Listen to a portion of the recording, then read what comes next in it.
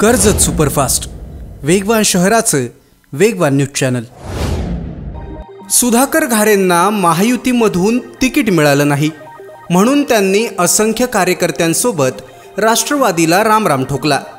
सुधाकर घारे यांनी कर्जत खालापूरमध्ये सुधाकर घारे म्हणजेच राष्ट्रवादी आहेत हे उघड आहे।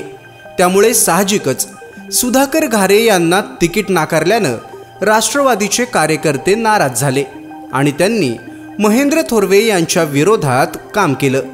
सुनील तटकरे यांनी माझ्या मतदारसंघात माझ्या विरोधात राजकीय डाव खेळला आणि मला पराभूत करण्याचा प्रयत्न केला।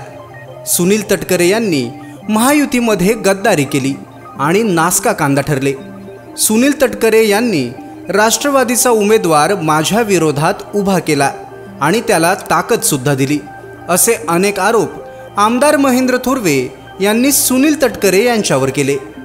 मी महायुतीचं प्रामाणिक काम केलं, मी कोणाच्याही विरोधात काम केलं नाही असं स्पष्टीकरण सुनील तटकरे यांच्याकडून मिळालं असलं तरी आता मात्र राष्ट्रवादीची आणि सुनील तटकरे यांची पोलखोल झालेली दिसत आहे। भाषण करताना राष्ट्रवादीचे अशोक भोपतराव यांची जीभ सरकली आणि हा सगळा गौप्यस्फोट झाला। निवडणुकीच्या आधी सुनील तटकरे यांचा मला फोन आला आणि परिस्थिती काय आहे याची त्यांनी विचारपूस केली असं अशोक भोपतराव त्यांच्या भाषणात म्हणाले। याचा अर्थ सुनील तटकरे वारंवार कार्यकर्त्यांना फोन करून तयारी कुठपर्यंत आली आणि काय परिस्थिती आहे याची विचारपूस करत होते। सुनील तटकरे हे सुधाकर घारे यांच्यासाठी ताकद लावत असल्याचं आता समोर आलंय। सुधाकर घारे मुळात अपक्ष नव्हतेच, त्यांच्या मागे राष्ट्रवादी आणि सुनील तटकरे या दोन अदृश्य शक्ती पडद्यामागे काम करत होत्या। सुधाकर घारे हे परिवर्तन विकास आघाडीचा मुखवटा लावून तटकरेंच्या ताकदीनंच महेंद्र थोरवे यांच्या विरोधात लढत होते अशा चर्चांना आता उधाण आलंय।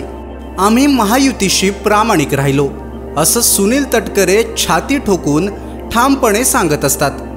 त्यांच्याच राष्ट्रवादीच्या कार्यकर्त्यानं आता पोलखोल करून आपल्याच नेत्यावर गद्दारीचा शिक्का मारलाय का असा प्रश्न आता उभा राहिलाय। आमदार महेंद्र थोरवे यांचा समाचार घेता घेता अशोक भोपतराव यांनी न कळत सुनील तटकरेंचाच समाचार घेतल्याचं चित्र आता दिसायला लागले। बाकी कोण निवडणूक कशी लढलं आणि कोण गद्दार हे लोकांनीच ठरवावं।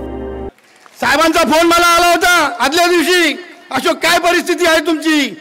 बोलो साहेब आम्ही पूर्ण ताकदीने निघालेलो आहोत। या कर्जत तालुक्यामध्ये सुद्धा भाऊ अपक्ष जरी निवडणूक लढत असेल तरी एकही मतांनी मागे जाणार नाही। 5 ते 7 हजार मतांनी आम्ही या तालुक्यातून पुढे राहू असा आत्मविश्वास साहेब आपल्याला आम्ही दिला होता। तालुक्यातल्या घडामोडींचे अपडेट सर्वात आधी मिळवा कर्जत सुपरफास्ट चॅनलला सबस्क्राइब करायला विसरू नका।